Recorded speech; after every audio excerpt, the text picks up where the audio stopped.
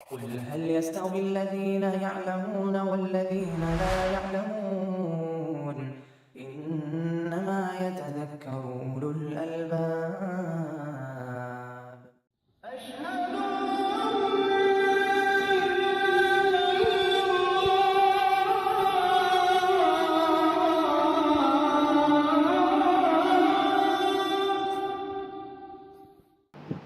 الحمد للہ والصلاة والسلام علی رسول اللہ وعلی آلہ واصحابہ ومن اہتدى بہداہ اما بعد فالجواب عن السؤال الثالث من وجہین الی آخرہ۔ القواعد المثلیٰ فی صفات اللہ تعالی و اسمائہ الحسنی کا خاتمہ ہم پڑھ رہے ہیں۔ ایک درس ہم نے لیا ہے، یہ خاتمہ بہت اہم ہے اور یہ در حقیقت ان 3 سوالوں کے جواب پر مشتمل ہے جو اہل تعویل کی طرف سے یا معولہ سے محبت کرنے والوں کی طرف سے اہل سنت پر وارد ہوتے ہیں یا پیش کیے جاتے ہیں اہل سنت کے سامنے، اور وہ یہ کہ اشاعرہ اس وقت دنیا میں 95% یا اس سے بھی زیادہ ہے علماء اشاعرہ جو صفات کی تعویل کرتے ہیں۔ دوسرا یہ کہ ان کے قدوہ اور نمونہ اور ان کے امام ابو الحسن اشعری ہیں جو وقت کے بڑے عالم تھے۔ اور تیسرا یہ کہ ان کا مذہب کیوں کر باطل ٹھہر سکتا ہے جبکہ اس میں فلاں اور فلاں بڑے بڑے علماء ہیں جو دین کی خیر خواہی اور مسلمانوں کی خیر خواہی کے لیے اور دینی خدمات کے اعتبار سے جانے جاتے ہیں۔ لیکن یہ سب وجوہات جو پیش کیے جاتے ہیں یہ سب اشاعرہ کے مذہب کی صحت پر دلالت نہیں کرتے۔ 95 یا 98% کیوں نہ ہو، اکثریت میں حق نہیں ہوتا، حق اجماع کے اندر ہے۔ اگر اجماع واقعتاً اجماع ثابت ہو شرعی ضوابط اور قواعد کے اعتبار سے تو اجماع حجت ہے، قول اکثریت حجت نہیں۔ حجت ہمارے یہاں دلیل ہے، اور دلیل کتاب اللہ ہے، سنت رسول اللہ ہے، اور اجماع صحیح ہے، نہ کہ اکثریت کا قول۔ اور ابو الحسن اشعری رحمۃ اللہ علیہ ہر چند کے بہت بڑے عالم تھے، اپنے وقت کے امام تھے، بڑے ذہین و فطین تھے، لیکن معصوم نہیں تھے۔ نہ وہ معصوم تھے، نہ ان سے بڑھ کر کے بڑے علماء میں سے کوئی عالم، امام بخاری اور دوسرے علماء یا امام ابن تیمیہ یا امام احمد ائمہ اربعہ میں سے کوئی بھی بڑے اعلیٰ مرتبے کے ہیں علم میں، فقاہت میں، دیانت میں، اخلاق میں، معاملات میں، لیکن سب کے باوجود بھی کبھی بھی کسی نے اپنے لیے عصمت کا دعویٰ نہیں کیا۔ اس لیے کسی عالم کا پیروکار ہونا اس بات کی دلیل نہیں ہے کہ ہر قول اس شخص کا جس کی آدمی پیروی کرتا ہے، تقلید کرتا ہے، صحیح ہے۔ یہ 2 شبہات کے جوابات یا ایرادات کے جوابات ہم ملاحظہ کر چکے ہیں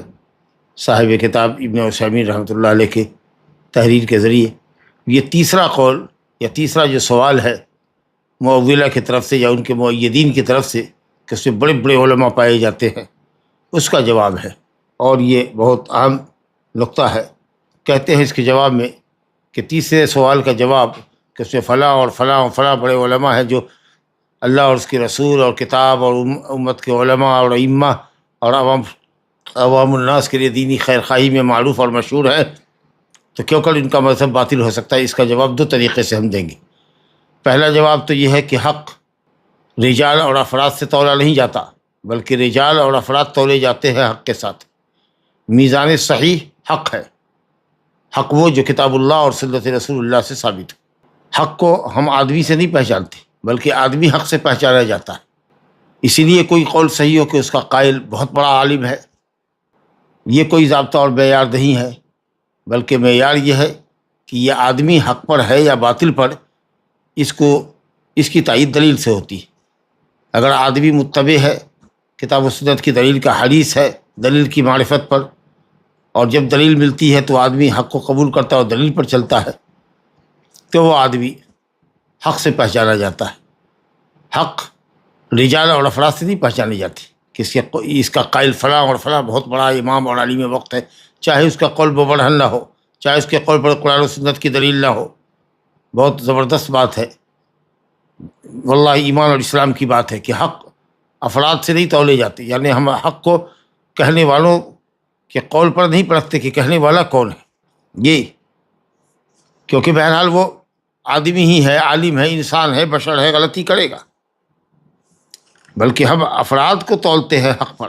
حق کی کسوٹی پر تولتے ہیں کہ کہنے والا اگر متبع سنت ہے تو یقیناً وہ صحیح ہے، اور اگر اس کا قول حق کے خلاف ہے تو چاہے کہنے والا کتنا ہی بڑا کیوں نہ ہو، ہر چند کے اس کا احترام ہم پر واجب ہے، لیکن اس کا قول مردود ہے کیونکہ حق کے خلاف ہے۔ بہرحال افراد و رجال کو حق کا تابع ہونا چاہیے، نہ یہ کہ حق کو علماء کا تابع ہونا چاہیے۔ لہذا یہ کہنا کہ سے بڑے بڑے علماء ہیں اس لیے قول اور مذہب صحیح ہو، یہ بات غلط ہے۔ کوئی بھی عالم چاہے علم اور فہم کے اور فقاہت کے کتنے ہی اونچے مقام پر کیوں نہ ہو، وہ دلیل سے پہچانا جائے گا۔ افراد دلیل سے پہچانے جاتے ہیں، دلیل قائلین سے نہیں پہچانی جاتی۔ کوئی بھی اگر نہ حق کو کہنے والا ہو، ایک آدمی اگر حق پر ہے تو وہی حق ہے، وہی جماعت ہے۔ میزان صحیح جو ہے وہ حق ہے، حق کی کسوٹی پر جو کھڑا اترے گا وہ صحیح ہوگا۔ ٹھیک ہے، استدراک کیا ہے کہ علماء کا، رجال کا اپنا مقام ہے، بڑا مرتبہ ہے، ان کے اقوال قبول کرنے میں علماء کے یا آدمی کے مقام اور مرتبے کا بڑا دخل ہے۔ یہی وجہ ہے کہ ہم عادل شخص کی خبر کو قبول کرتے ہیں، اور فاسق کی خبر پر ہم توقف کرتے ہیں۔ یا ایھا الذین آمنوا ان جاءکم فاسق بنبأ فتبینوا، تحقیق اور تفتیش کر لو، فاسق کی خبر کی نہ تائید کرو نہ تردید کرو، بلکہ اس کی تحقیق کر لو، تحقیق کے بعد جو رزلٹ آئے اس کے حساب سے فیصلہ کرو۔ لیکن بہرحال میزان اور حق کی کسوٹی افراد نہیں ہو سکتے، حق تو حق ہے، قرآن اور سنت جو ہے وہی حق ہے، افراد کسوٹی نہیں ہے۔ لیکن ہاں، مقام علماء کی حیثیت ہے اپنی جگہ۔ اگر کوئی قول آئے کہ امام محمد رحمۃ اللہ علیہ سے یہ قول ثابت ہے، ھذا ما قالہ الامام البخاری، امام بخاری کہتے ہیں،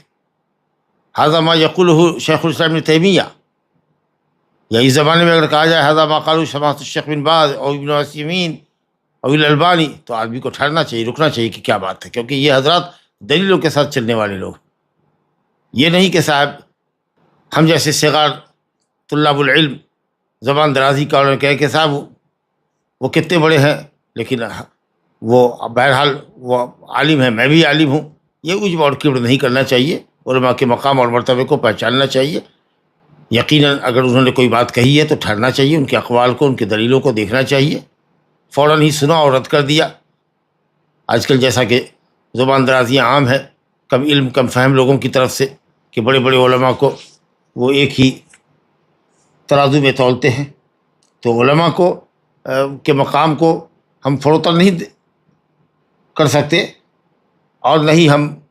ان کی شان میں کوئی گستاخانہ انداز اختیار کر سکتے ہیں۔ لیکن ہاں، یہ سارے علماء، بڑے علماء، اکابر علماء جو دلیلوں کے ساتھ تمسک کے معاملے میں مشہور ہیں کہ وہ دلیلوں سے تمسک کرتے ہیں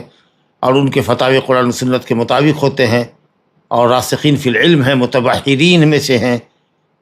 تو ہم ان کا احترام کرتے ہیں۔ لیکن بہرحال ہم یہ جانتے ہیں کہ وہ معصوم نہیں ہے، لہذا حق کا کوئی میزان نہیں ہو سکتا، کوئی بھی عالم حق کے لیے میزان نہیں کہ شیخ الاسلام ابن تیمیہ نے کہہ دیا تو کہہ دیا، حرف آخر ہے،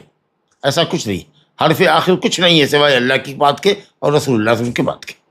کسی بھی شخص سے، چاہے وہ کتنا بڑا عالم کیوں نہ ہو، غلطی کا امکان ہے، کوئی بھی معصوم نہیں۔ تو علماء کے مقام اور مرتبے کو سمجھنا چاہیے، لیکن اگر بڑے سے بڑا عالم کا کوئی قول اگر کتاب و سنت کی واضح دلیل سے معارض ہو، تو بہرحال جس مسئلے میں ان سے اجتہادی غلطی ہوئی ہے وہاں اس کو غلط کہنا ان کی شان میں کسر شان نہیں ہے، ان کی کسر شان نہیں ہے، ان کے ساتھ ان کے مقام اور مرتبہ کے منافی بھی نہیں ہے۔ بہرحال شیخ کہتے ہیں آگے کہ انسان بشر ہے، چاہے وہ کتنا ہی علم کے اونچے درجے پر ہو، قوت فہم، قوت استنباط کی بلندی پر فائز ہو، لیکن کچھ نہ کچھ چیزیں بہرحال انسان سے فوت ہو جاتی ہیں، ہر چیز کو انسان حاصل نہیں کر پاتا ہے، اس میں کچھ نہ کچھ کمی رہ جاتی ہے۔ اور اسی طریقے سے ایک شخص بڑا دیندار ہو، بڑا اخلاق مند ہو، لیکن علم کم ہوتا ہے، فہم کم ہوتی ہے، تو ہر چند کے وہ دین اور تقوی میں بہت آگے ہے، لیکن علم میں اور فقاہت میں کمزور ہے، تو اسی کے اعتبار سے اس کے اندر نقص اور ضعف ہوگا۔ تو مقام علماء کو ملحوظ رکھتے ہوئے یہ سمجھنا چاہیے کہ حق کسی ایک مذہب میں، کسی ایک شخص کے قول میں منحصر نہیں ہے۔ یا یہ بھی ہوتا ہے کہ ایک شخص کسی خاص مذہب پر، کسی خاص طریقے پر اس کی نشو و نما ہوتی ہے، اس کی تربیت ہوتی ہے، وہ اس پر پروان چڑھتا ہے، دوسرے مسلک کو جانتا ہی نہیں، تو وہ یہ سمجھتا ہے کہ ہمارے ہی مسلک میں حق منحصر ہے۔ تو اس طرح کی باتیں بھی ہوتی ہیں۔ تو اس لیے کہنے والوں کا اعتبار تو ٹھیک ہے، بڑے عالم ہیں، بنظر اعتبار دیکھے جاتے ہیں، ان کے قول میں بڑی قوت ہوتی ہے، اور لوگ ان کے قول کو اعتبار کی نظر سے دیکھتے ہیں، اور ماشاءاللہ اخذ اور استنباط اور استفادہ بھی ان کے اقوال سے کرتے ہیں۔ لیکن اس سب کے باوجود بھی ہمارا ایمان اور یقین ہے کہ 100% حق کسی کے قول میں منحصر نہیں۔ اس نے وہی دنیا دیکھی ہے۔ ہو سکتا ہے کہ صاحب اگر دوسرے مذاہب کے اقوال پڑھتا اور دلیلوں کی چھان پھٹک کرتا تو اس کے سامنے مزید حق کی راہیں آسان ہوتی۔ ایک تو جواب یہ ہے کہ چاہے آدمی کتنے ہی بڑے علم و فہم والا کیوں نہ ہو، لیکن یہ نہیں ہے کہ صاحب حق اسی میں محصور ہے اور اس نے جو کہہ دیا وہ حرف آخر ہے۔ حق آدمی سے یا کہنے والوں سے نہیں پہچانا جاتا، بلکہ آدمی اور علماء حق کہنے کی وجہ سے پہچانے جاتے ہیں، اور ان کے مقام کی رفعت حق کی تائید کی وجہ سے ہوتی ہے کہ وہ کتنا حق لیتے ہیں اور کس قدر دلیلوں پر عمل کرتے ہیں۔ اسی طرح سے اسی اعتبار سے ان کا مقام بلند ہوتا ہے۔ جو لوگ ائمہ فی الدین کہلاتے ہیں،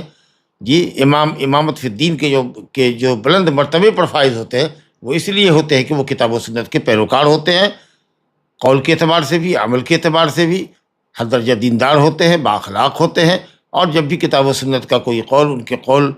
کے خلاف آتا ہے تو وہ اپنے قول سے رجوع کرتے ہیں اور دلیل کی پیروی کرتے ہیں، تب جا کر کے اللہ تعالیٰ ان کو امامت فی الدین عطا فرماتا ہے، اور ان کے اتباع کی کثرت ہوتی ہے۔ تو کوئی شخص اگر اپنے لیے عصمت کا دعویٰ کرے اور یہ کہے کہ بس اسی کے قول میں حق ہے اور دوسرے کے قول میں حق نہیں ہے، تو یہ بڑی نادانی ہوگی، اور یہ عجب اور کبر ہے، والعیاذ باللہ۔ دوسرا جواب یہ دیتے ہیں کہ اگر آپ چاہے بڑے بڑے علماء عشائرہ میں کیوں نہ ہوں، لیکن اگر آپ علماء کا مقابلہ علماء سے کریں گے، رجال کا مقابلہ رجال سے کریں گے، تو عشائرہ میں جتنے بڑے بھی علماء ہوں کسی بھی دور میں، حالانکہ متاخرین علماء ہی کیوں نہ ہوں، علامہ امام ابن حجر عسقلانی ہو، علامہ نووی ہو، علامہ سیوطی ہوں، بڑے عالم ہیں، لیکن ان کے وقت میں بھی علماء سلف کے طریقے پر عمل کرنے والے اور مسلک کی اشاعت کرنے والے، سلفی مسلک کی یا سلف کے منہج کی نشر و اشاعت کرنے والے علماء ان سے زیادہ قابل رہے۔ اگر مقابلے کی بات آ جائے تو یقیناً ان میں بھی علماء رہے ہیں بڑے زبردست اور قابل قدر علماء ہیں، اور ان کی کتابوں سے علماء اہل سنت بھی استفادہ کرتے ہیں۔ لیکن اگر مقابلے ہی کی بات ہو تو کہتے ہیں اننا اذا قابلنا الرجال الذين على طريق العشائر بالرجال الذين هم على طريق السلف وجدنا في هذا الطريق من هم اجل واعظم واهدى واقوم من الذين على طريق العشائر۔ کہتے ہیں کہ اگر ہم علماء کا موازنہ علماء سے کریں، رجال کا مقابلہ رجال سے کریں، تو عشائرہ میں جتنے افراد ہیں اگر ان کا مقابلہ سلف کے طریقے پر عمل کرنے والے علماء سے پائے تو اس راستے میں بھی ہم، اس باب میں بھی ہم پائیں گے کہ ماشاءاللہ سلف کے منہج پر کام کرنے والے یا سلف کے منہج کی پیروی کرنے والے علماء زیادہ بزرگ ہیں، علمی اعتبار سے زیادہ مقام رفیع ہے ان کا، اور وہ دین مستقیم پر زیادہ عمدگی کے ساتھ گامزن ہیں اور ہدایت کے طریقے پر زیادہ اچھی طریقے سے چلنے والے لوگ ہیں عشائرہ کے مقابلے میں۔ اب آپ بتائیے کیا کہیں گے ائمہ اربعہ جو اصحاب المذاہب المتبوعہ ہیں،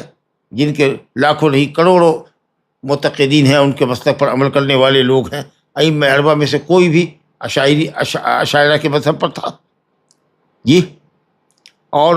اس سے آگے اگر بڑھیے تو تابعین کا دور اگر دیکھیے تو تابعین میں کوئی بھی شخص نہیں تھا جو کسی صفت کی تعویل کا قائل رہا ہو، کوئی بھی طریقہ عشائرہ پر نہیں تھا۔ اگر اس کے اوپر بڑھیے، عصر صحابہ کو دیکھیے، عصر خلفائے راشدین کو دیکھیے، تو آپ کو وہاں یہ نظر یہی نہیں ملے گا، صرف ایک عقیدہ ملے گا کہ صاحب کتاب و سنت سے جو نصوص ثابت ہیں، نصوص صفات، ان پر ہمیں ایمان لانا ہے اور اس کو ظاہر پر حقیقی معنی پر محمول کرنا ہے، کیفیت کا علم اللہ کے سپرد کرنا ہے۔ اللہ تعالیٰ کو ہر عیب و نقص سے پاک سمجھتا ہے، لیکن اس کی کسی صفت کا انکار نہیں کرنا ہے، اور صفات کو اس کے ظاہری معنی پر محمول کرنا ہے، اس کی تعویل نہیں کرنی۔ تو اس طریقے سے اگر آپ دیکھیں گے تو سمجھ میں آئے گا کہ صاحب اشاعرہ کے مقابلے میں ہر زمانے میں علماء سلف یا سلفی منہج پر قائم اور گامزن علماء علم اور مرتبے کے اعتبار سے اور ہدایت اور دین مستقیم پر قائم رہنے کے اعتبار سے بڑے اونچے مقام والے ہیں۔ ٹھیک ہے، کہتے ہیں کہ ہم ان علماء کی فضیلت کا، ان کے علمی معیار کا، ان کے وقار کا جو اشعری مذہب کی طرف اپنی نسبت کرتے ہیں، ان کی اسلامی خدمت کا اور اسلام کی طرف سے دفاع کرنے کا انکار نہیں کرتے۔ یقیناً ان میں بہت سے علماء ایسے ہیں جنہوں نے کتاب و سنت کی عظیم خدمت انجام دی، روایت حدیث کی ہے، درایت حدیث کی ہے، اسماء الرجال پر کتابیں لکھی ہے، معانی شروح لکھے ہیں، حدیث کی کتابوں کے شروع لکھے ہیں، رجال پر کلام کیا ہے، لغت پر کلام کیا ہے، فقہ کے مسائل لکھے ہیں۔ جی وہ حریص تھے کہ مسلمانوں کو نفع کیسے پہنچائیں، مسلمانوں کی ہدایت کے حریص تھے،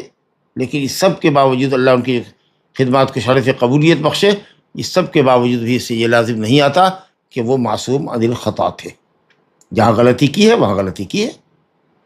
اور جو بات انہوں نے صحیح کہی ہے وہ ہم قبول کریں گے، لیکن جہاں انہوں نے غلطی کی ہے وہاں غلطی کی نشاندہی کریں گے کہ ہاں وہ اس باب میں اور اس مسئلے میں غلطی پر ہیں۔ جی نہ یہ کہ صاحب ان بیوقوفوں کے طریقہ سے کہ اگر اسماء و صفات کے باب میں حضرت امام نووی یا علامہ ابن حجر عسقلانی نے اگر اشاعرہ کا مسلک جو مسلک تعویل تھا، جو ان کے بیچ کا مسلک تھا، بعد میں تو امام ابو الحسن اشعری نے اس سے رجوع کر لیا جیسا کہ ہم پڑھ چکے ہیں، تو اگر اس مسلک پر بھی ہیں، تعویل کے مسلک پر بھی ہیں، تو وہ یہ کہتے ہیں کہ صاحب چلو بھائی نووی کی کتابوں کو جلا دو اور فتح الباری کو نظر آتش کر دو، اور اس سے کوئی استفادہ کی ضرورت نہیں ہے کیونکہ یہ عقیدے کے باب میں اشعری ہے۔ ارے جس باب میں اشعری ہے اس باب میں غلطی کر رہے ہیں، باقی حدیث کی شرح شروحات میں، اس کے معانی کو سمجھنے میں، پھر جہاں حدیث کا معنی اگر صفات کی کوئی حدیث آتی ہے اس کی تعویل کرتے کہ یہ تعویل یہاں انہوں نے غلط کی ہے، یہ سلف کے منہج کے خلاف ہے، لیکن حدیث کا معانی اور مطالب بیان کیے ہیں، حدیث کے طرق بیان کیے ہیں، حدیث کی سندوں پر کلام کیا ہے، تصحیح و تضعیف کا کام کیا ہے، آپ اس سے کیسے مستغنی ہو سکتے ہیں؟ لا حول ولا قوت الا باللہ۔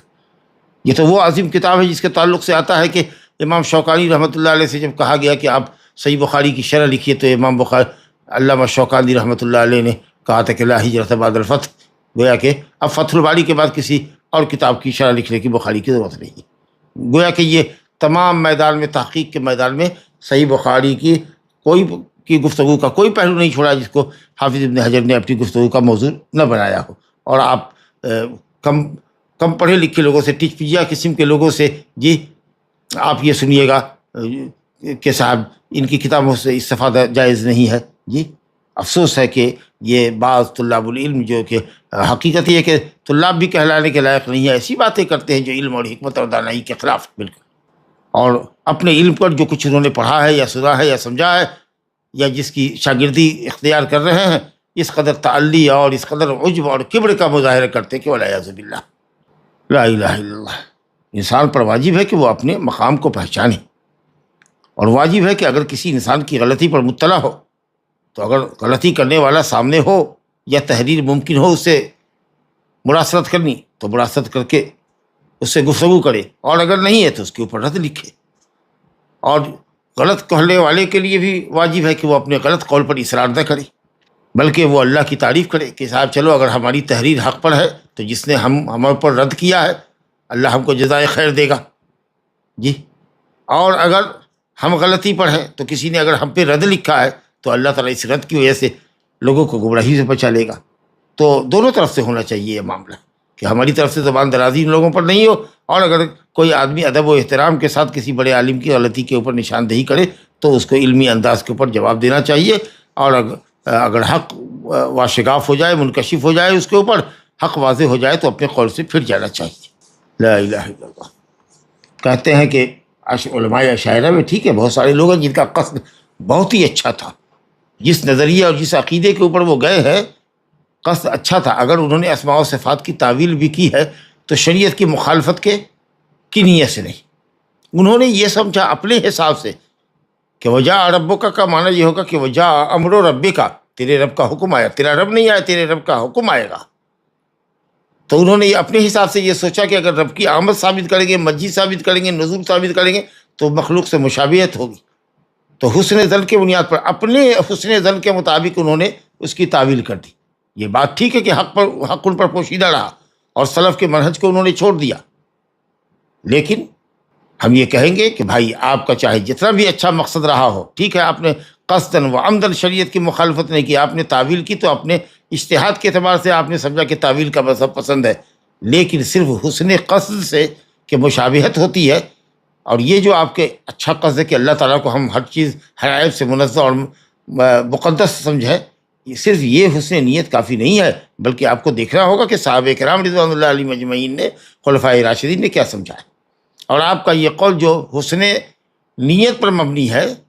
وہ شریعت کی کس حد تک موافقت میں ہے، یا شریعت اس کی کتنی تائید کرتی ہے. اگر حسن نیت کے باوجود بھی آپ کا قول شریعت کے مخالف ہے، صحابہ کرام کے منہج کے مخالف ہے، سنت نبوی کے مخالف ہے، اور یقیناً یہ تعویل کا جو مذہب آپ کا ہے یہ سنت کے خلاف ہے، خلفائے راشدین کے، صحابہ کرام، تابعین اعظام، ائمہ اربعہ اور تمام دوسرے لوگوں کے مسلک کے خلاف ہے جو منہج سلف کے پیروکار ہیں، تو رد واجب ہے اور آپ کا قول مردود غلط ہے، چاہے آپ کی حسن نیت کتنی ہی اچھی کیوں نہ ہو، کیونکہ کسی بھی قول و عمل کے درستگی کے لیے ضروری ہے کہ اس کے پیچھے نیت اچھی ہو اور شریعت کی مطابقت ہو. رسول اللہ نے فرمایا من عمل عملا لیس علیہ امرنا فہو رد. پھر ماشاء اللہ اگر یہ علماء ابن حجر اسقلانی وغیرہ دوسرے جو لوگ ہیں، اگر ہم جانتے ہیں کہ یہ خیر خواہی میں اور حق کی طلب میں سچے ہیں، تو اس مخالفت کا ان کے لیے عذر تلاش کیجیے کہ انہوں نے اجتہاد کیا، اللہ تعالیٰ معاف کرے، درگزر کرے ہم سے بھی، ان سے یہاں انہوں نے درستگی کو حاصل نہیں کیا، یا مسلک ثواب اور درست مذہب کو انہوں نے چھوڑ دیا. یہ ان کے لیے عذر تلاشیے، کچھ عذر دیکھیے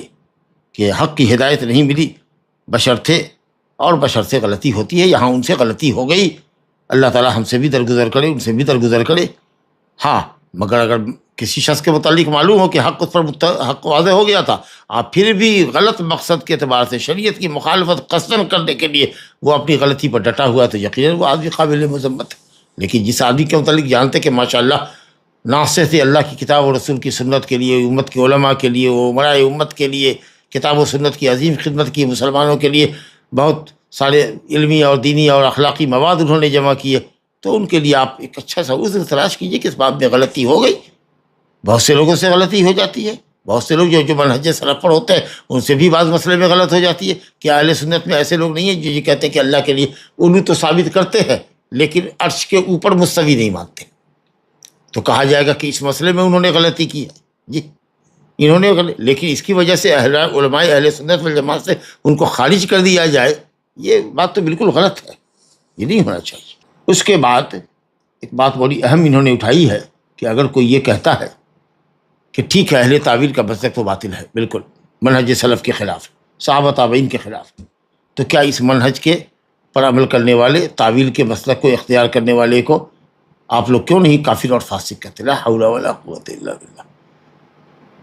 ہم غلطی ان کی تسلیم کرتے ہیں اور کہتے ہیں کہ وہ غلطی پر ہیں اور اس باب میں ان سے غلطی ہوئی ہے، لیکن کفر اور فسق کا فتویٰ دے،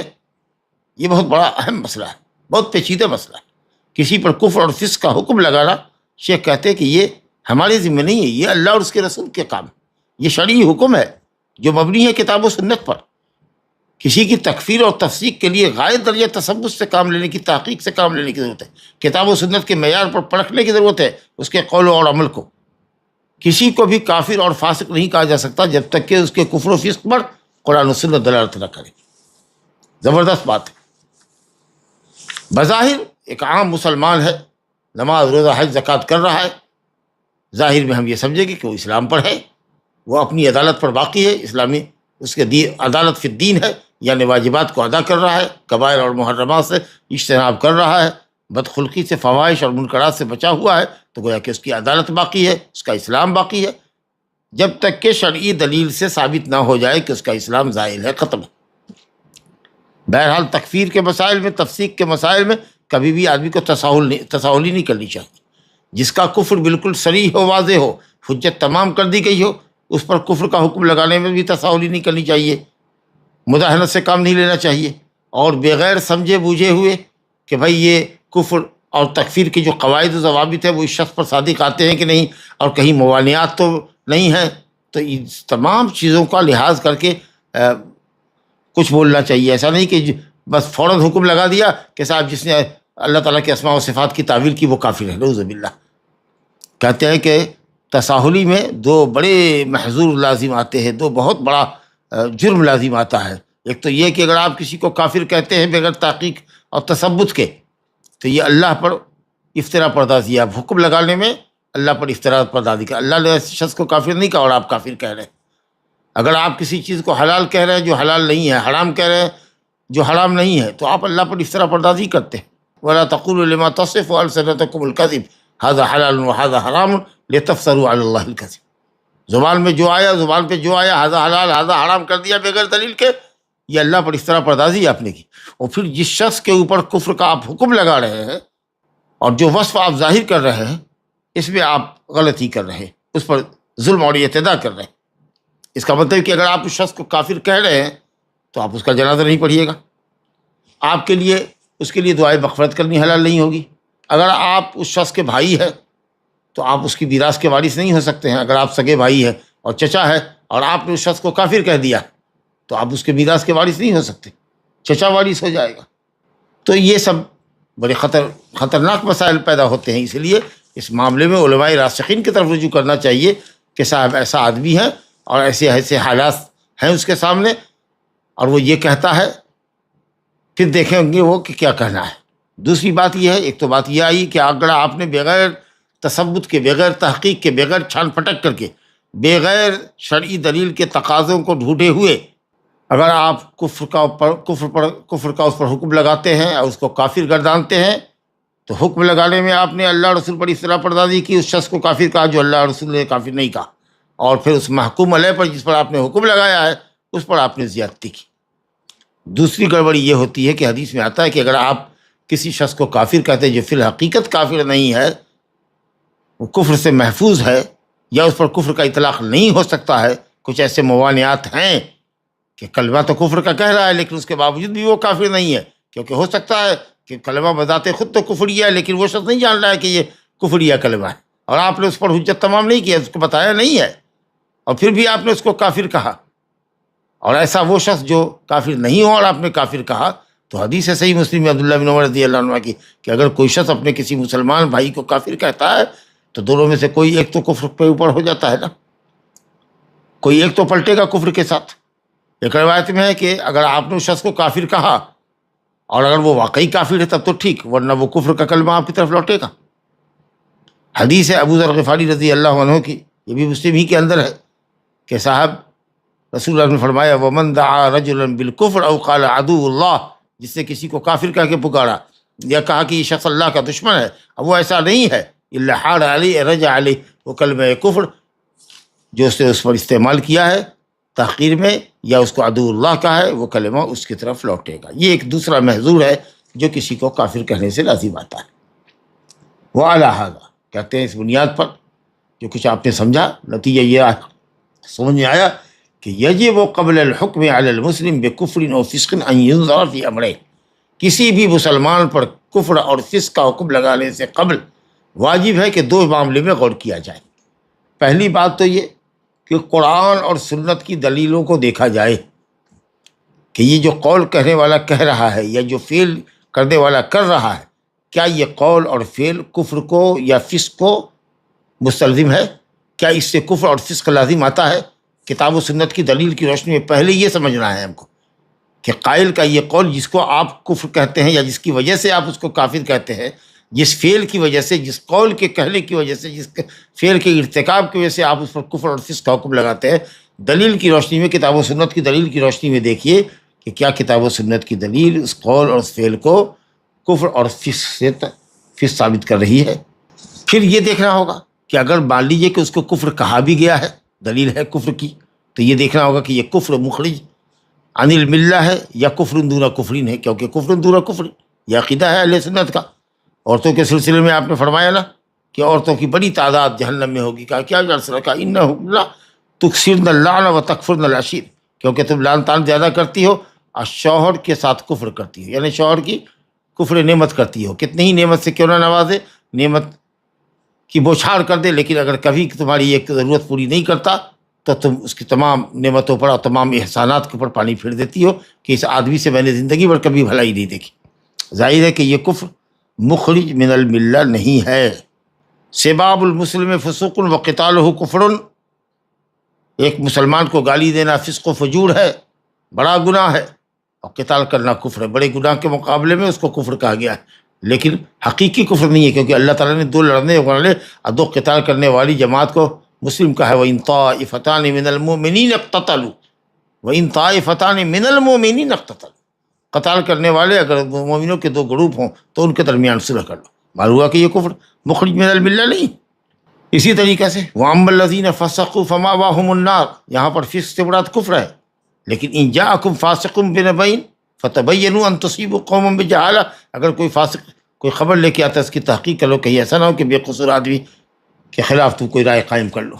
تو اس لیے یہ دیکھنا ہوگا کہ اگر قرآن و سنت سے وہ کفر ہے اس کا قول و فعل، تو پھر یہ دیکھنا ہوگا کہ یہ کفر اکبر ہے کہ کفر اصغر۔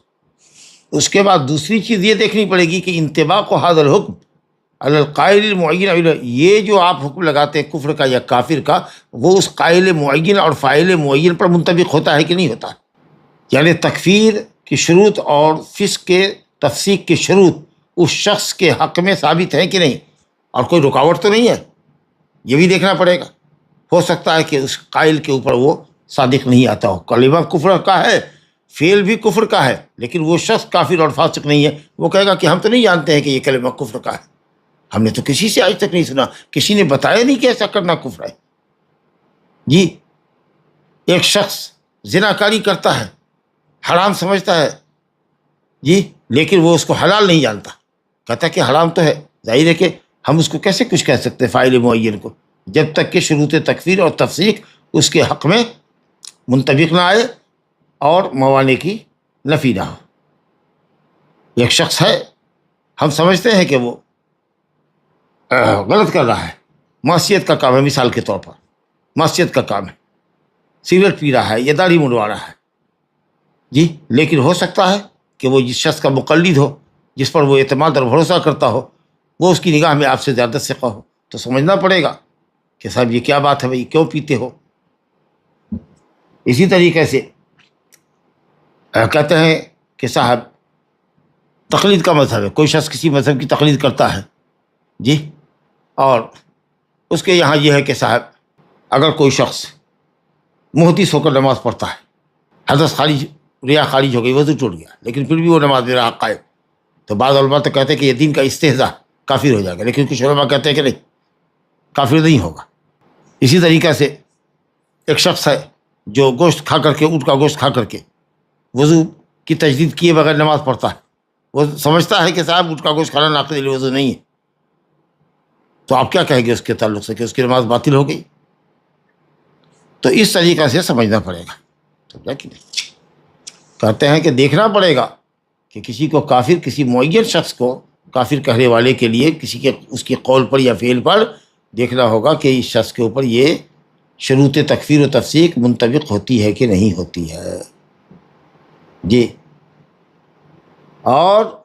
موانع منتفی تو نہیں ہے، آگے اس کی وضاحت کر رہے ہیں۔ مومن عام بھی شروط کیا ہے تکفیر اور تفسیق کے؟ دیکھیے بڑی اچھی وضاحت کیا انہوں نے کہ آدمی عالم ہو کہ وہ شریعت کی مخالفت کر رہا ہے، وہ جان رہا ہے کہ وہ یہ شریعت کے خلاف ہے، اور پھر بھی وہ جان بوجھ کر کے اس کی مخالفت کر رہا ہے۔ التی اوجبت ان یکون کافر، ایسے نس کی مخالفت کر رہا ہے جو اس کے لیے کفر کو ثابت کرتا ہے۔ ایک شخص غیر اللہ کے پاس جا کر کے سجدہ ریز ہے، جانتا ہے کہ یہ شریعت میں کفر ہے اور اس کے باوجود بھی کرتا ہے، یعنی غیر اللہ کے سامنے سجدہ ریز ہونے اور غیر اللہ سے استغاثہ اور فریاد کرنے کو وہ کفر جانتا ہے اور اس کے باوجود بھی وہ کر رہا ہے، یقیناً کافر ہوگا کیونکہ وہ جان رہا ہے۔ اسی طریقے سے ایک شخص سمجھ رہا ہے کہ صاحب شراب حرام ہے اور اس کے باوجود بھی وہ اس کو پی رہا ہے، تو فاسق ہے، لیکن اس کو معلوم ہی نہیں کہ حرام ہے کہ حلال ہے، اس کو معلوم ہی نہیں کہ غیر کے سامنے، غیر اللہ کے سامنے سجدہ کرنا حرام ہے، غیر اللہ سے مانگنا کفر و شرک ہے، یہ اس کو نہیں معلوم ہے۔ تو کہتے ہیں کہ پہلی بات تو یہ معلوم ہونی چاہیے کہ جو شخص مخالفت کر رہا ہے وہ اپنی مخالفت کو جانتا ہے کہ نہیں، کس شریعت کی مخالفت ہے، اور یہ کفر ہے، یہ جانتا ہے کہ نہیں جانتا ہے؟ ایک شخص زنا کاری کر رہا ہے، یہ جانتا ہے کہ حرام ہے، یہ جان رہے تھے کہ حرام ہے، یہ نہیں جانتا ہے کہ کوڑا ہو تو 100 کوڑا لگے گا، 1 سال کی جلا وطنی، اور شادی شدہ ہو تو رجم کیا جائے گا. بلا سے نہیں، بلا سے اس کو معلوم ہو کہ نہ ہو، اگر وہ جانتا ہے کہ یہ عمل حرام ہے تو اسلامی سزا اس کو لگے گی، مگر علم اس کو ہونا چاہیے کہ یہ عمل اسلام میں حرام ہے. اللہ رب العالمین کہتا ہے کہ علم ضروری ہے. اگر کوئی شخص شریعت کی مخالفت کرتا ہے، ایسی مخالفت جس سے کفر یا فسق لازم آتا ہے، تو اس کو مخالفت کا علم ہونا چاہیے کہ وہ مخالفت کر رہا ہے. اس کو معلوم ہی نہیں کہ ہمارا عمل مخالف ہے، شریعت کے مخالف ہے، آپ کیسے اس پر کافر اور فاسق کا حکم لگائیں گے؟ رب العالمین فرماتا ہے کہ بہت سی آیتیں قرآن مجید میں، چند آیتیں مثال کے طور پر شیخ نے ذکر کی ہے، جیسے سورہ نساء کی آیت ہے وَمَن يُشَاقِقِ الرَّسُولَ اے وَمَن يُخَالِفِ الرَّسُولَ. مشاقت کہتے ہیں مخالفت کو، کیونکہ جو آدمی شریعت کی مخالفت کرتا ہے یا کسی کی مخالفت کرتا ہے تو گویا کہ دونوں دو کنارے پر ہوتے ہیں. تو مخالفت، جو رسول کی مخالفت کرے، کب؟ من بعد ما تبین له الہدی، یہ اصل شرط ہے. ہدایت واضح ہو جانے کے بعد کہ جو تم کر رہے ہو وہ مخالفت ہے، یہ تم بھی جان رہے ہو کہ یہ مخالفت ہے، اور اس کے باوجود مخالفت کرتے ہو اور مومنوں کے راستوں کی خلاف ورزی کرتے ہو، تو ایسے آدمی کی اللہ پرواہ نہیں کرتا، جدھر جائے، جدھر گھومے ادھر ہی اللہ گھما دیتا ہے، لیکن اس کا ٹھکانہ جاننا ہے. تو من بعد ما تبین له الہدی، یہ قید ہے کہ مخالفت علم کے بعد ہونی چاہیے کہ مخالفت ہے، تب وہ مخالفت معتبر ہوگی. اگر وہ جانتا ہے کہ یہ مخالفت ہے پھر مخالفت کر رہا ہے، تب یقیناً وہ مخالف ہے. اسی طریقے سے قرآن نے کہا وَمَا كَانَ اللَّهُ لِيُضِلَّ قَوْمًا بَعْدَ إِذْ هَدَاهُمْ حَتَّى يُبَيِّنَ لَهُم مَّا يَتَّقُونَ. اللہ رب العالمین کسی بھی شخص کو ہدایت دینے کے بعد اس کو گمراہ نہیں کرتا، یعنی وہ گمراہی یا اس پر گمراہی کا لیول چسپاں نہیں ہوگا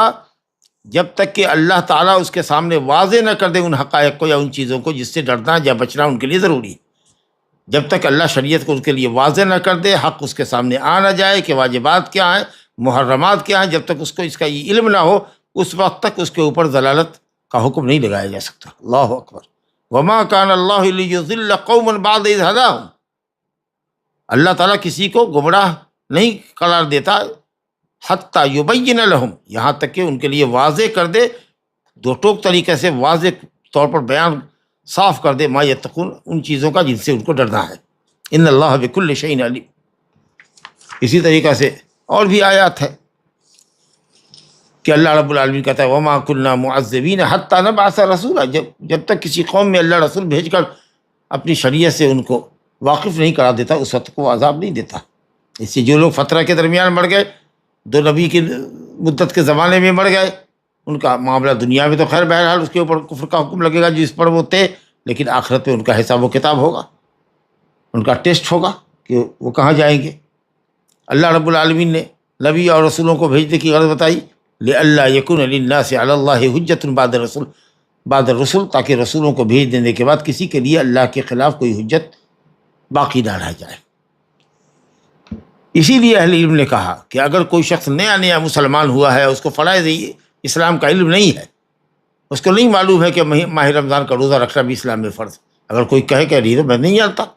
میں تو نہیں جانتا اسلام میں روزہ تو نہیں ہے، رمضان کا روزہ 1 مہینے کا روزہ تو فرض نہیں ہے اسلام میں، مجھے پتہ نہیں ہے، ابھی وہ نیا مسلمان ہوا ہے، ظاہر ہے کہ وہ کافر نہیں قرار دیا جائے گا، حالانکہ ایک فریضے کا انکار کر رہا ہے، لیکن ابھی نیا مسلمان ہوا ہے. جب تک کہ اس کے سامنے یہ حقیقت واضح نہ کر دی جائے کہ اسلام کے فرائض کیا ہے. اور جہاں تک موانع کی بات ہے کہ موانعات سے بھی معاملہ خالی ہے، تو شرائط منضبط ہونی چاہیے کہ شرائط کفر و تکفیر میں یہ ہے کہ پہلے جو شخص کو جو مخالفت کر رہا ہے اپنے قول و عمل سے، اس کو علم ہونا چاہیے کہ وہ مخالفت کر رہا ہے. دوسرے یہ ہے کہ صاحب اس کو یہ علم ہونا چاہیے. پھر یہ ہے صاحب موانعات نہیں ہونی چاہیے جو کفر اور فسق کے اطلاق سے روکتی ہے، بغیر ارادت من ہو، اس کا کوئی ارادہ نہیں ہے، بلکہ جو کر رہا ہے کفر اور فسق کا کام بلا ارادے کے کر رہا ہے، بلا ارادے کے کر رہا ہے، وہ نہیں جانتا کہ یہ کفر اور فسق ہے، اس میں اس کی نیت نہیں ہے. اس کی کئی صورت ہو سکتی ہے. ایک شخص ہے مکرہ ہے، مجبور کر دیا گیا ہے کفر کے اوپر، دل کو اطمینان نہیں ہے کہ وہ یہ کرے لیکن مجبور ہے. تو کیا مکرہ شخص کو جو کفر کا کام کرے مجبوری میں گردن پہ تلوار رکھ دی جائے کہ کفر کرو نہیں تو قتل کر دیں گے، ایسے وقت میں وہ کفر کا کلمہ پڑھتا ہے یا کفر کا کام انجام دیتا ہے؟ ہم سب جانتے ہیں اللہ رب العالمین نے فرمایا من کفر باللہ من بعد ایمان، ایمان لانے کے بعد اگر اللہ کے ساتھ کوئی کفر کرتا ہے تو کافر ہوگا. الا من اکرہ قلبہ، الا من اکرہ وقلبہ مطمئن بالایمان، سوائے اس شخص کے جو مجبور کر دیا جائے کفر پر اور اس کا دل ایمان پر مطمئن ہو. لیکن ہاں اگر کھلے دل سے، خوش دلی سے، ارادے کے ساتھ، رغبت کے ساتھ اگر وہ کفر کرتا ہے تو اللہ کہتا ہے فعلیہم غضب من اللہ ولہم عذاب عظیم. اگر کفر کا کام وہ کھلے دل سے کرتا ہے، خوشی سے کرتا ہے، رغبت سے کرتا ہے اور یہ جانتا ہے کہ یہ کفر کا کام ہے، تب جا کر کے وہ آدمی مشرک ٹھہرے گا. تو ہو سکتا ہے کہ کفر کا کام کر رہا ہے لیکن وہ مجبور ہے. ہو سکتا ہے کہ اس شخص نے بیوی کو طلاق دی ہے لیکن زور زبردستی کیا گیا ہے اس کے اوپر، چاقو کی نوک پر اس سے طلاق لیا گیا ہے اور اس نے دستخط کر دیا طلاق کے اوپر. بعد میں جب قاضی کے سامنے عدالت میں حقیقت واضح ہوگی تو اس کی بیوی مطلق قرار نہیں دی جائے گی راجح قول کے مطابق. ہو سکتا ہے کہ شدت غم یا شدت غضب یا شدت فرح کے سبب شعور اور فکر اس کی ختم ہو گئی ہو، کیا منہ سے بول رہا ہے اس کو پتہ نہیں ہے، کفر کا کلمہ زبان سے نکل گیا ہو اس کے، آپ نے کفر کا حکم لگا دیا اس کے اوپر. ہو سکتا ہے کہ شدت فرح میں باولا ہو گیا ہو، کیا اس سے منہ سے نکلنا چاہیے تھا اور کیا نکل گیا اس کو پتہ نہیں ہے. یاد کیجیے اس حدیث کو جو صحیح مسلم میں ہے انس بن مالک رضی اللہ عنہ سے،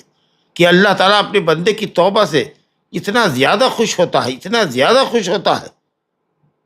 یا اس شخص سے زیادہ خوش ہوتا ہے جو اپنی سواری پر ہو، جس کے کھانے پینے کے سامان لدے پھدے ہوں اس کے اوپر، اور سواری اس سے بچھڑ جائے، کسی درخت میں باندھ دے سواری کو، سو جائے اور جب اٹھے تو دیکھے کہ اس کی سواری غائب ہے، جس پر اس کا کھانا ہے، اس کا پینا ہے، اور تلاش بسیار کے بعد وہ نا امید ہو کر کے وہ پھر اس درخت کے پاس آ کر کے سو جائے کہ اب یہی ہلاکت ہے ہماری، اب تو سواری ملنے سے رہی، اور ہم اس جنگل کو اور اس بیابان کو اور اس صحرا کو اور اس پہاڑی راستوں کو اور ان دروں کو پار کرنے سے ہم تو مجبور ہیں. اور پھر اس کے بعد وہ اٹھے اور جگے اور دیکھے کہ اس کی سواری تمام سامان کے ساتھ لدی پھدی وہاں موجود ہے، تو شدت فرح سے وہ یہ کہے کہ اللہم انت عبدی وانا ربک. شدت فرح کی وجہ سے کفریہ کلمات زبان سے نکلے، لیکن اس کا کوئی اعتبار نہیں، اس کا کوئی اعتبار نہیں. بلکہ جس قدر وہ خوش ہوتا ہے کہ خوشی میں باولا ہو جاتا ہے، اور کیا کچھ نکلا، فکر اور شعور کے تمام راستے اس کے بند ہو جاتے ہیں کہ کچھ کیا بولا ہے اس کو کچھ سمجھ نہیں آ رہا ہے. اس سے زیادہ اللہ رب العالمین خوش ہوتا ہے جب کوئی بندہ سچی توبہ اللہ تعالیٰ کے سامنے کرتا ہے. بہرحال اگر کسی شخص نے امت محمدیہ کے عالموں میں سے تکفیر کے مسئلے میں کہہ رہے ہیں شیخ الاسلام ابن تیمیہ کہ امت تکفیر فالصواب، درست معاملہ یہ ہے کہ اگر کوئی امت محمدیہ کا کوئی شخص اجتہاد کرتا ہے اور حق اس کے پیش نظر ہے لیکن غلطی کرتا ہے جی، تو کافر نہیں ہوگا، اس کی غلطی قابل درگزر ہے. جس کے سامنے یہ بات واضح ہو جائے کہ وہ رسول کی کھلم کھلا مخالفت کر رہا ہے اور پھر وہ حق اور ہدایت واضح ہونے کے بعد رسول کی مخالفت کرتا ہو اور مومنین کے طریقے کے علاوہ کافروں کا طریقہ اختیار کرتے ہو حق کی وضاحت کے بعد، تو وہ کافر ہے. لیکن حق کو حق سمجھ رہا ہے لیکن عصبیت کی بنیاد پر جی، یا کہہ لیجیے ہوائے نفس کی پیروی میں ایسا کر رہا ہے، حلال نہیں سمجھ رہا ہے لیکن ہوائے نفس کی پیروی کر رہا ہے، یا طلب حق میں کوتاہی کر رہا ہے، یا بلا علم کے کوئی بات کر رہا ہے دین کے معاملے میں، تو ایسا شخص عاصی مذنب ہوگا، فاسق ہو سکتا ہے جی. اگر ہو سکتا ہے کہ کبھی کبھی اس کی نیکیاں بدیوں پر غالب آ جائیں. اچھا، پھر یہ بھی سمجھنا چاہیے کہ تکفیر اور تفسیق مطلق اور معین میں بڑا فرق ہے. ایک شخص کفر کرتا ہے، آپ یہ بجائے اس کے کہ قبر کے سامنے جھکے ہوئے آدمی کو یا فلاں انت کافر یہ کہنے کے بجائے اگر یہ کہے کہ جو شخص بھی غیر اللہ کے سامنے سجدہ ریز ہوتا ہے وہ سن لے کہ اللہ کے علاوہ کے سامنے رکوع کرنا، سجدہ کرنا کفر اور شرک ہے، اور اس کو مشکل کشا اور حاجت روا ماننا کفر اور شرک ہے، اور جو کوئی بھی اس کو جاننے کے باوجود بھی ایسا کرتا ہے وہ کافر ہے. تو اگر یہ آپ مطلق کہتے ہیں تو بات ٹھیک ہے، لیکن کسی معین شخص کو اگر آپ کہتے ہیں جو قبر پر سجدے ریز ہے، قم یا کافر، اٹھو، ارفع راسک ایھا الکافر، یہ بات غلط ہوگی جب تک کہ اس کے اوپر حجت تمام نہ ہو جائے کہ وہ جو کام کر رہا ہے وہ کفریہ کام ہے یا فسقیہ کام ہے یا معصیت ہے. اللہ رب العالمین نے اس امت سے خطا کو معاف کیا ہے. علمی مسائل میں بھی اگر کسی سے غلطی ہوتی ہے مجتہد سے، یا عملی مسائل میں بھی اگر غلطی ہوتی ہے، قابل درگزر ہے. سلف صالحین بہت سے مسائل میں ان کے درمیان بھی آپس میں اختلاف تھا، لیکن کسی ایک دو مسئلے کی بنیاد پر کوئی کسی کے حق میں یہ نہیں کہتا تھا کہ کافر ہے، فاسق ہے۔ مثال دیتے ہیں، کہتے ہیں کہ کنت ابین، شیخ الاسلام کے تعلق سے یہ الزام ہے کہ وہ کفر کے معاملے میں بہت ہی فراخ دل تھے، نعوذ باللہ، اور طلیق اللسان تھے، یوں بلا وجہ بہت سے لوگوں کو کافر کہتے تھے۔ اور یہی الزام دشمنان دعوت سلفیہ نے شیخ الاسلام محمد بن عبد الوہاب تمیمی رحمۃ اللہ پر بھی لگایا کہ یہاں کفر کے معاملے میں یہ بہت متساہل ہے، جبکہ بہت سارے ضوابط ہیں۔ اور شیخ الاسلام کا منہج ان کی کتابوں میں دیکھیے، کہتے ہیں کہ میں ہمیشہ یہ کہتا ہوں کہ بھائی مطلق اور معین میں فرق ضروری ہے، شیخ الاسلام کہتے ہیں، کیونکہ یہ کسی کو تکفیر کرنا یہ بہت بڑی وعید ہے۔ جی، ہو سکتا ہے کہ اگر وہ شخص کسی بات کی تکذیب کر رہا ہے تو ممکن ہے کہ ابھی نیا مسلمان ہوا ہو سکتا ہے کہ کسی دور دیہات بادیہ میں وہ پرورش اس نے پائی ہو کہ اس کو علم کی روشنی ہی اس تک نہیں گئی، تو آپ کیسے کس کو کافر کہیے گا جب تک کہ اس کے خلاف حجت تمام نہ کر دیجیے۔ ہو سکتا ہے کہ کبھی اس شخص نے نص کو سنا ہی نہ ہو، یا سنا ہو تو اس کے نزدیک ثابت ہی نہ ہوا ہو، یا ہو سکتا ہے کہ کوئی معارض دلیل اس کے پاس ہو، یا ہو سکتا ہے کہ وہ اس کی غلط طریقے سے تعویل کرتا ہو۔ تو جب تک آپ یہ سب شبہات دور نہیں کرتے ہیں، یہ سب موانعات ہیں جو آپ کو روکتے ہیں کہ آپ اس کو کافر مت کہیے۔ کہتے ہیں وہ خود تو دائماً، ہمیشہ میں اس حدیث کو سامنے رکھتا ہوں، اللہ اکبر، اذکر، میں حدیث کو یاد رکھتا ہوں، اس قول کو یاد رکھتا ہوں، اور اس حدیث کو پیش نظر رکھتا ہوں جو صحیحین میں اس شخص کے متعلق ہے جس کا ایمان اس بات پر نہیں تھا کہ اللہ رب العالمین دوبارہ ہم کو اٹھائے گا۔ وہ اس مستحیل سمجھتا تھا۔ کہا اس نے اپنے بیٹوں سے کہ جب میں مر جاؤں تو مجھے جلا دینا، پھر میری راکھ کو پیس دینا، باریک کر دینا، ثم ذرونی فی الیم، پھر تیز تند ہوا والے دن میں مجھے سمندر میں میری راکھ کو اڑا دینا۔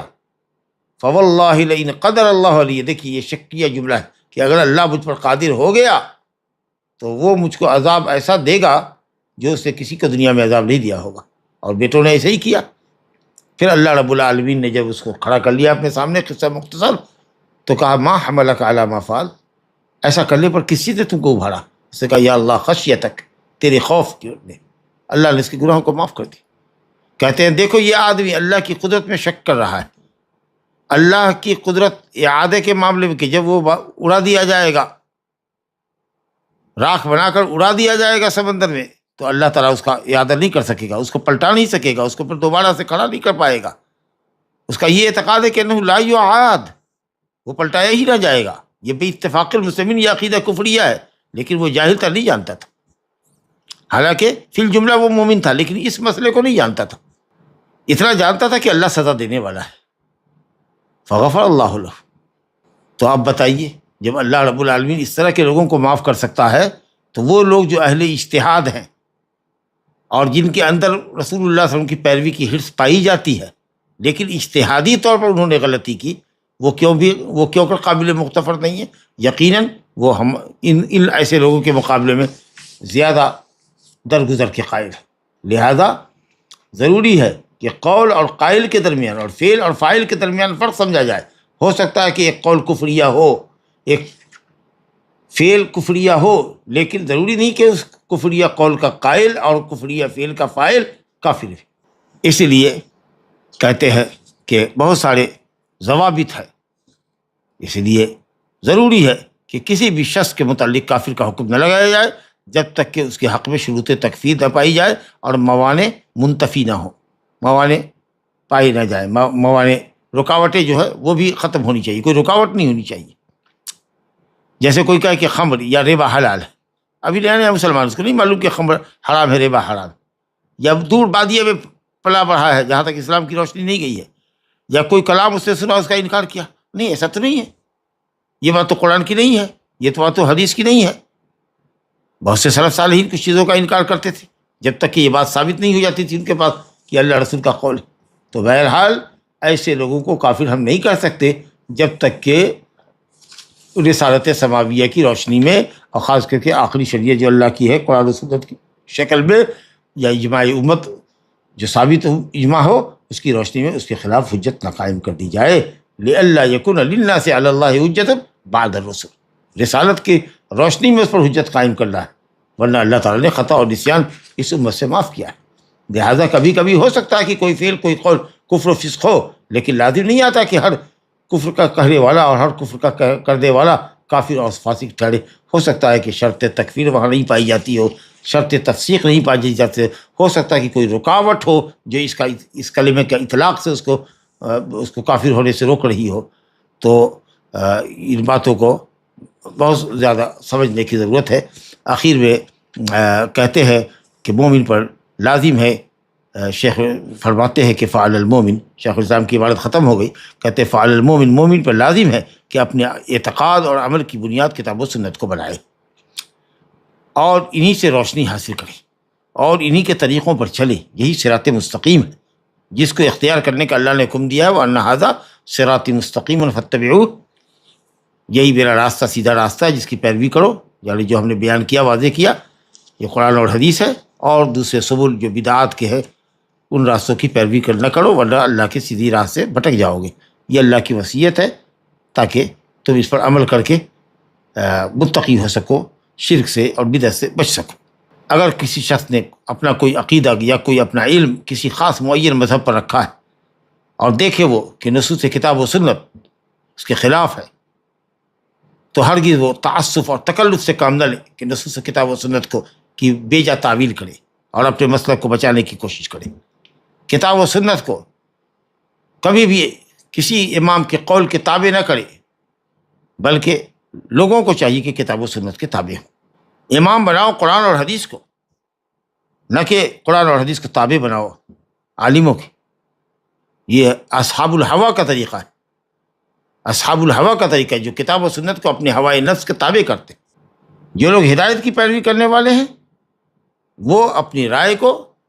کتاب و سنت پر پیش کرتے ہیں، تائید جب ہو جائے تو لیتے ہیں، مخالف دلیل قول کو چھوڑ دیتے ہیں۔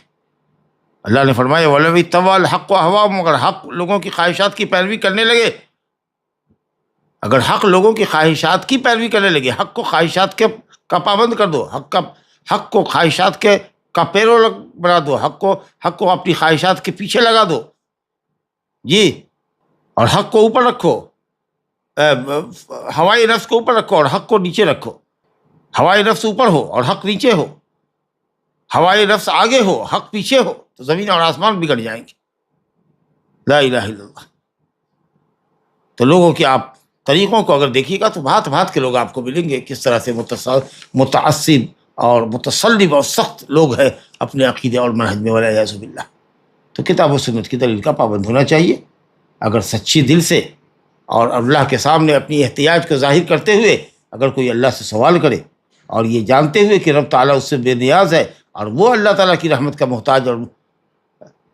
مستحق ہے، اور اس کو وہ دعا کرے اللہ تعالیٰ سے اپنی ہدایت کے لیے کہ اللہ حق پر چلا اور حق کا ہمیشہ پیروکار بنا، تو یقیناً اللہ تعالیٰ اس کی دعا کو قبول کرے گا۔ وَإِذَا سَأَلَكَ عِبَادِي عَنِّي فَإِنِّي قَرِيبٌ أُجِيبُ دَعْوَةَ الدَّاعِ إِذَا دَعَانِ۔ لہٰذا آدمی کو چاہیے کہ حق کی ہمیشہ پیروی کرے، ہوائے نفس کی پیروی نہ کرے، حق کے خلاف کسی قول کی پیروی نہ کرے، چاہے کہنے والا کتنا ہی بڑا عالم کیوں نہ ہو۔ اور تکفیر اور تفسیق کے معاملے میں مرجیہ اور خوارج کے درمیان کا راستہ اختیار کرے، نہ یہ کہ خوارج جیسے کافر سب کو کہتے چلے جائے، یہ غلطی کا ارتکاب کوئی کرے تو کافر اسلام سے خارج، اور مرجیہ کہے کہ سب غلطی کر دو، کفر کا کام بھی اگر ہو جائے تو وہ بھی کامل الاسلام ہے۔ ایسا نہیں ہونا چاہیے، بلکہ بہرحال تکفیر اور تفسیق کے جو ضوابط قرآن و سنت کی روشنی میں علماء اسلام نے متعین کیے ہیں ان کو سمجھنا ہوگا، پھر یہ دیکھنا ہوگا کہ یہ شرائط اس متعین شخص پر منطبق ہوتے ہیں کہ نہیں، اور کچھ رکاوٹیں بھی تو ہوتی ہیں جو کافر اور فاسق کسی کو کہنے سے روکتی ہیں، تو وہ موانعات سے بھی معاملہ خالی ہونا چاہیے۔ شیخ کہتے ہیں کہ اللہ سے ہم سوال کرتے ہیں کہ وہ ہمیں ان لوگوں میں بنائے جو حق کو دیکھتے ہیں، حق کو جانتے ہیں، تو حق کو جان کر سمجھ کر کے اس کی پیروی کرتے ہیں، اور باطل کو باطل جان کر اس سے اجتناب کرتے ہیں۔ وہاں یجعلنا ہداۃ مہتدین، اللہ تعالیٰ ہدایت یافتہ لوگوں میں اور لوگوں کو ہدایت کی طرف بلانے والوں میں بنائے، صلحاء اور مصلحین بلائے، نیک بنائے اور لوگوں کی اصلاح کرنے والا بنائے۔ وَأَلَّا يُزِيغَ قُلُوبَنَا بَعْدَ إِذْ هَدَانَا، اور ہدایت سے مشرف کرنے کے بعد اللہ تعالیٰ ہمارے دلوں میں کجیدہ پیدا کرے، باطل کی طرف میلان پیدا نہ کرے۔ وَيَهَبْ لَنَا مِنْهُ رَحْمَةً، اور اپنی طرف سے ہمیں رحمت سے نوازے، إِنَّهُ هُوَ الْوَهَّابُ وَالْحَمْدُ لِلَّهِ رَبِّ الْعَالَمِينَ الَّذِي تَتِمُّ بِنِعْمَتِهِ الصَّالِحَاتُ، جس کی نعمت اور توفیق سے نیکیاں انجام پاتی ہیں۔ والصلاة والسلام علی نبی الرحمة وہادی الأمة إلى صراط العزیز الحمید بإذن ربهم وعلى آلہ وأصحابہ ومن تبعهم بإحسان إلى يوم الدین۔ سبحانک اللہم وبحمدک اشہد ان لا الہ الا انت استغفرک واتوب الیک۔ السلام علیکم ورحمۃ اللہ وبرکاتہ۔ کتاب انتہا کو پہنچی الحمدللہ۔ ایک حدیث میں آتا ہے کہ نبی صلی اللہ علیہ وسلم نے ایک صحابی سے فرمایا کہ تمہارے اور میرے والد جہنم میں ہے۔ نبی صلی اللہ علیہ وسلم سے پہلے کا وقت دو نبی کے بیچ کا وقت تھا اور دور جاہلیت کا وقت تھا، تو وہ لوگ جہنم میں کیسا گئے؟ جب معلوم ہو جائے، جب نبی صلی اللہ علیہ وسلم کسی شخص کے لیے جو قبل یا فترے کے درمیان، دو نبی کے مدت کے درمیان اگر انتقال کر جائے اور اس کے متعلق صراحتاً فرما دیا ہوگا کہ هو فی النار، تو فهو فی النار۔ باقی رہا کہ جن کے متعلق صراحتاً نہیں فرمائی ہے، ان کے متعلق کسی معین شخص کے متعلق ہم نہیں حکم لگا سکتے کہ وہ جہنم میں، الا یہ کہ اس معین شخص کے لیے نبی صلی اللہ علیہ وسلم نے حکم لگایا۔ تو دنیا میں جس پر حکم نہیں لگایا ہے وہ کافر ہے، باقی آخرت میں اصحاب الفترہ کا ایک امتحان ہوگا، اللہ تعالیٰ اس کے ایمان کا ٹیسٹ لے گا، پھر اس کے حساب سے فیصلہ کرے گا۔ شیخ محترم، بعض عوام اور شاید کچھ عرب کے علماء نے بھی شیخ البانی اور دیگر علماء کو ان کے تکفیر کے اصولوں کی وجہ سے مرجئہ کہا۔ اس پر براہ کرم کچھ وضاحت فرمائیے۔ ضروری نہیں ہے اس مسئلے کی وضاحت میں، یہ قول غلط ہے، مرجئہ کا قول نہیں ہے، وہ اس الزام سے بری ہے، وہ سب اہل سنت کے علماء اور ائمہ ہیں۔ گناہ کبیرہ کے مرتکب کو وہ کہتے ہیں کہ تحت مشیت اللہ تعالی ہے، لیکن اب یہ ہے کہ کچھ لوگ کسی عمل کو کفری عمل جانتے ہوں گے اور وہ اس کے کفری عمل ہونے کے قائل نہیں ہیں ان کی تحقیق کے مطابق، تو اس کی وجہ سے اگر کوئی یہ کہے کہ صاحب تاریک صلاۃ کو جو عمدن نماز ترک کرتا ہے، شیخ البانی رحمۃ اللہ علیہ نے کافر نہیں کہا ہے، کہا کہ وہ بھی سنگین گناہ میں ہے، گناہ میں سنگین ترین گناہوں کے اندر ہے، اللہ تعالیٰ کی مشیت کے تحت ہے۔ تو کسی بھی شخص کو اس کے کسی قول سے پرکھنا اور اس پر مرجئہ کا حکم لگانا یہ غلط ہے، جب تک کہ اس کے عقائد اور اس کی وضاحت نہ ہو۔ انہوں نے ہمیشہ اپنی تحریر میں اس بات کا انکار کیا ہے، اور ان کی تحریریں بھی اس پر شاہد عدل ہے کہ انہوں نے کبھی بھی مرجئہ کے قول کی تائید نہیں کی، جو یہ کہتے ہیں کہ آدمی چاہے جتنا بڑا بھی گنہگار ہو، وہ اگر دل میں اصل اسلام موجود ہے اور ایمان اس کے دل کے اندر ہے تو وہ جنتی ہوگا بلا عذاب کے، اور اس کا جنت میں جانا بلا عذاب کے یقینی ہے۔ اور یہ کہ اس کا ایمان ابو بکر عمر رضی اللہ عنہما جیسے نعوذ باللہ ایمان کی طرح سے ان کا ایمان ہے، ایسا کبھی کسی نے نہیں کہا ہے، نہ البانی نے کہا ہے، نہ کسی اور دوسرے نے کہا ہے، امان علی جامی نے کہا ہے، نہ کسی اور نے کہا ہے۔ اگر کوئی شخص پبلک میں ایکسپوز ہونے کی وجہ سے رجوع کر رہا ہے تو کیا یہ رجوع قابل قبول ہے؟ بہرحال دل کا مالک اللہ ہے، اگر وہ صراحتاً اپنے رجوع ظاہر کر رہا ہے تو اس کو رجوع مانیں گے، باقی رہا کہ دل کا حال اللہ کو معلوم ہے، الا یہ کہ قرائن سے معلوم ہو کہ صاحب رجت بظاہر تھی اس کی اور وہ باطن ایسا ہی کر رہا ہے اور ایسے لوگوں کے ساتھ مداہنت ہے، اور پھر اگر ان سے نجی ملاقات کی جائے تو وہ اس طرح کے عمل پر کچھ نکیر نہیں کرتا جو کفریہ ہے یا فسقیہ ہے، تو اس کا مطلب یہ ہے کہ صاحب وہ آدمی منافق ہے، لیکن بہرحال اس کا امر اللہ کی طرف ہے، اور ایسے آدمی سے حذر واجب ہے جس کے متعلق معلوم ہے کہ اس نے اعلان تو کر دیا لیکن سافٹ کارنر اس کا اب بھی ان لوگوں کے ساتھ ہے، یا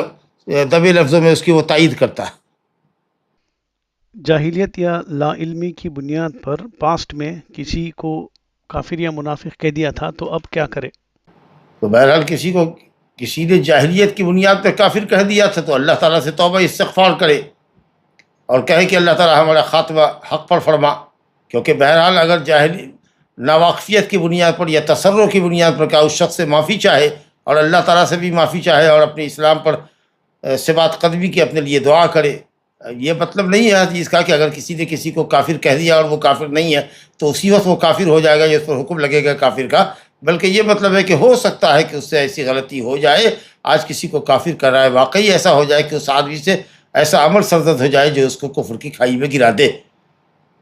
تو اس بات کا خدشہ ہے اس شخص کے لیے کہ اس نے بلا وجہ کسی کو کافر کہا، بلا تثبت اور تحقیق کے، ہو سکتا ہے کہ بطور سزا اللہ تعالیٰ اس کو مرتد کر دے یا کچھ اور اس طرح کا خطرہ اس پر ہے، تو اس خطرے کو وہ محسوس کرے اور اللہ کی طرف مائل ہو اور توبہ استغفار کرے اور اللہ تعالیٰ سے ثبات قدمی کی دعا کرے، انشاءاللہ تعالیٰ اللہ انجام بخیر کرے گا۔ کیا آپ کچھ علماء کے نام بتا سکتے ہیں جو باحیات ہے اور جس سے ہم علم حاصل کر سکتے ہیں؟ نہیں، یہ چیز نہیں ہے، یہ صرف جری کرنے کی یا عام عوام میں بولنے کی ضرورت نہیں ہے، کیونکہ آپ کسی کے متعلق پوچھیں گے اور ہو سکتا ہے کہ میں اس کے پورے منہج کو نہیں جانتا ہوں، کوئی ایک دو بات جانتا ہوں، اس کی بنیاد پر ہم یہ کہہ دیں کہ صاحب وہ آدمی قابل اخذ نہیں ہے، قابل استفادہ نہیں ہے، حالانکہ وہ آدمی قابل استفادہ ہو تو یہ کہیں گے کہ اگر ایسا شخص جس کے اوپر مواخذہ ہے، اہل علم کا دیکھیے کہ مواخذہ کرنے والے اگر علماء ہے تو آپ ان سے بچیے، لیکن بھلا کون آدمی ہے جس پر کوئی مواخذہ نہ ہو؟ کسی بھی مسئلے میں، ایک دو مسئلے میں اگر منہج سلف کی خلاف ورزی کر رہا ہے، اس کے پاس کچھ شبہات ہیں، کچھ دلائل ہیں، تو اہل علم سے نقاش کریں، بحث کریں، یہاں تک کہ حق اس پر واضح ہو جائے۔ لیکن بہرحال ایک دو مسئلے میں اختلاف کی وجہ سے آدمی دائرہ اہل سنت والجماعت سے خارج نہیں ہوتا ہے، البتہ ہاں جس مسئلے میں غلطی اس نے کیا ہے اس مسئلے میں وہ غلطی پر ہے، تو ہم کس سے کہیں کہ استفادہ کرو اور کس سے نہ کہیں؟ یہ جو آج کل ایک مزاج بن گیا ہے کہ کسی بھی ایک اختلاف کی وجہ سے یا کسی عالم سے اگر ہمارا اعتقاد ہے، حسن اعتقاد ہے اس کے علم اور تقوی اور دیانت کے اوپر، جیسے ایک تعصب کی حد تک ہے، لیکن اب اس کے کسی عالم سے اختلاف چل رہے کسی مسئلے کی بنیاد پر ہے، تو اب اس بنیاد پر ہم یہ کہیں کہ صاحب وہ قابل اخذ و استفادہ نہیں ہے، تو یہ بات حق و انصاف سے خالی ہوگی۔